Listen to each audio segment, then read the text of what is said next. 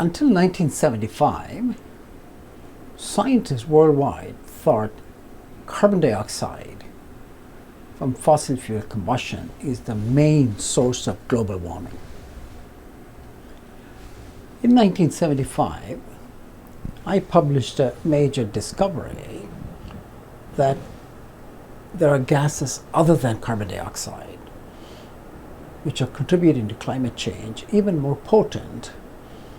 That particular work showed chlorofluorocarbons, or CFCs, used as refrigerants were about 10,000 times more potent than carbon dioxide in causing climate change.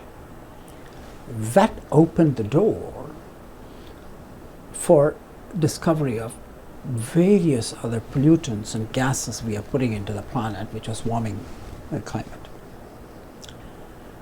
And now, our understanding is that gases other than carbon dioxide are contributing as much as 40% to the climate change we are experiencing. About 10 years ago, one more non-CO2 pollutant was brought to the front page, and this is not a gas, but it's a particle, a black carbon soot particle. My own work using drone aircraft like these and satellites showed this black carbon or soot from diesel combustion and other burning practices going on is the second largest contributor to global warming. So to put this all together, carbon dioxide is still the major contributor to climate change, but we have these other pollutants which are also contributing to global warming.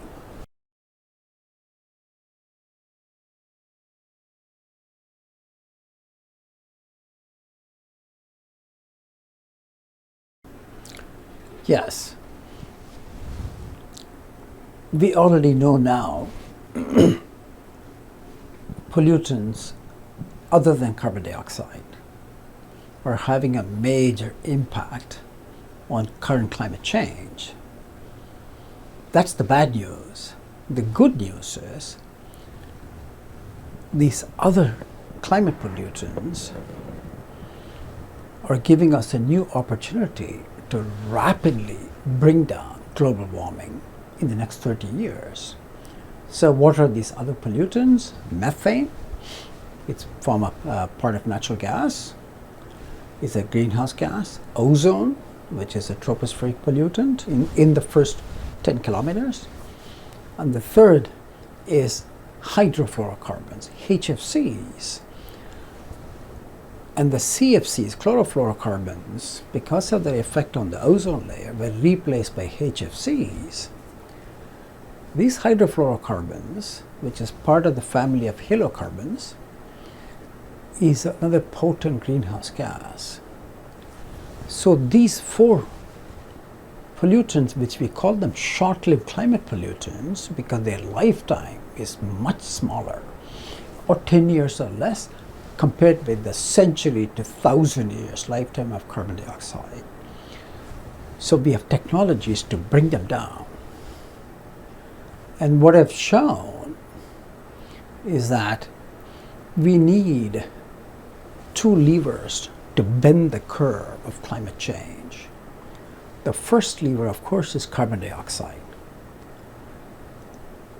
And that's the focus of all major policy actions, including the recently concluded Paris Summit. So we have to pull the CO2 lever down to bring climate change. But because of its lifetime, we are not going to see much effect from that in the next 30 years. Fortunately, we have the second lever, the short-lived climate pollutants, that's methane, ozone, hydrofluorocarbons, these are the greenhouse gases, and black carbon. We have technologies to bring them down rapidly. So by pulling the second lever down, we can cut the climate change over the next 30 years by almost 50%. So we have two levers, one to bring the long-term climate change down, and the second lever to bring down the warming rapidly.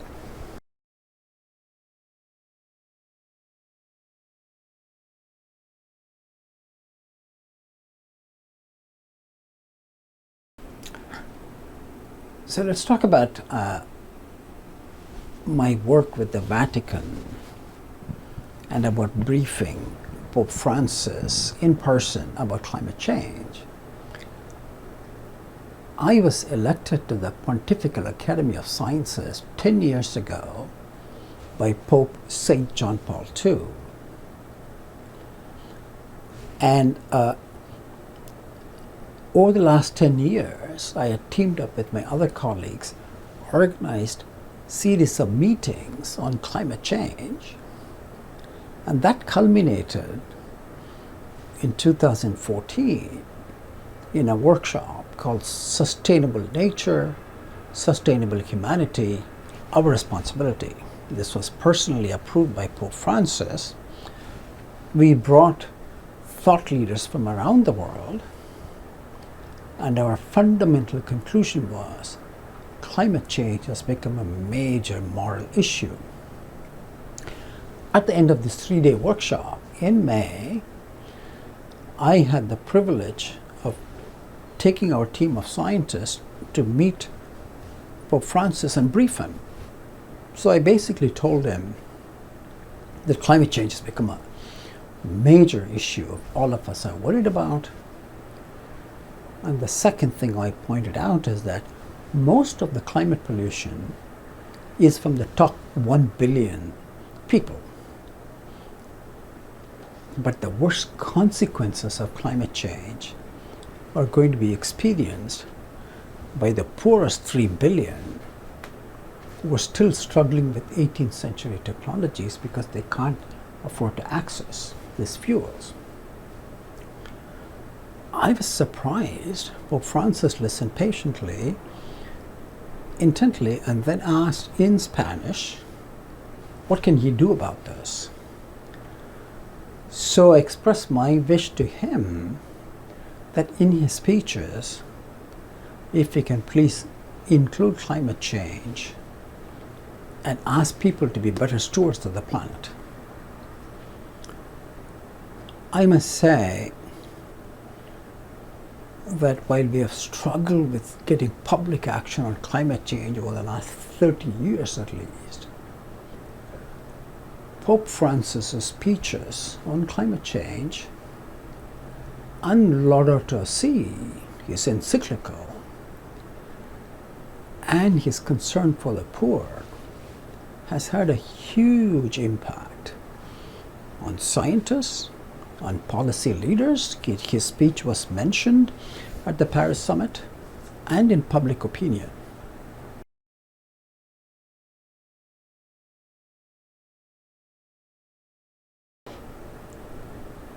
For nearly 30 to 40 years, science and policy, or scientists and political leaders, have worked together to alert people about the seriousness of climate change and the need for taking actions. As we all know, we have not been able to take much action because of lack of public support. And this is where I think an alliance between science, religion, and policy can have a huge transformative effect on the public. Why? Because we have delayed actions on climate change has become a huge moral ethical issue.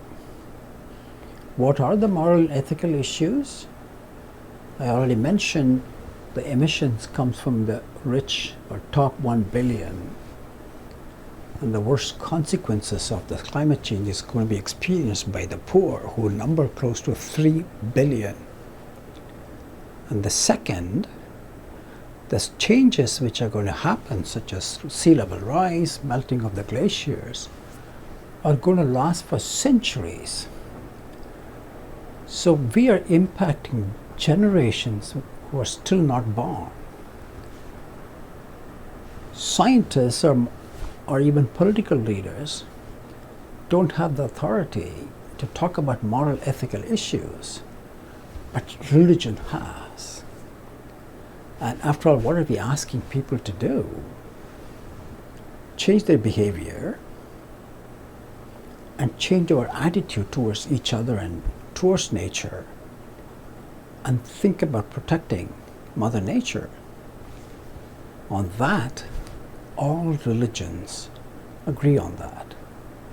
So we have one issue, the environment, in which scientists, political leaders, and religious leaders can come together.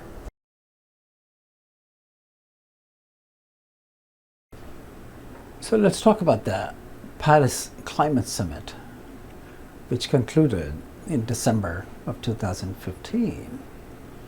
I attended the Paris Summit as a science advisor to the delegation of the Holy See. That summit concluded with a document, let's say a piece of paper, that is agreed upon by all the participating nations, numbering over 140. I consider that document as the singular most important document on our relationship with nature. And it specifically called for limiting climate change well below this dangerous threshold of 2-degree warming. But that's just the first step. We need to take that document and articulate a strategy, a workable strategy of how to bring global warming down. So the one the document mentions is bringing down carbon dioxide emissions, which is from fossil fuel combustion. I completely agree with that. But my work shows that by itself is not enough to stop or slow down the warming. We need to bring down 4 other pollutants, short-lived climate pollutants, which are methane, ozone, hydrofluorocarbons, and then black carbon. We need to bring them down. We have technologies to bring them down. And if we do that in the next 10 years, we can slow down the warming over the next 30 years by 50%. And that's one of the main reasons, the urgency of the problem. I'm personally gratified and very excited about this award, that it gives me the forum and the opportunity to bring this 2-part solution to the attention of the world.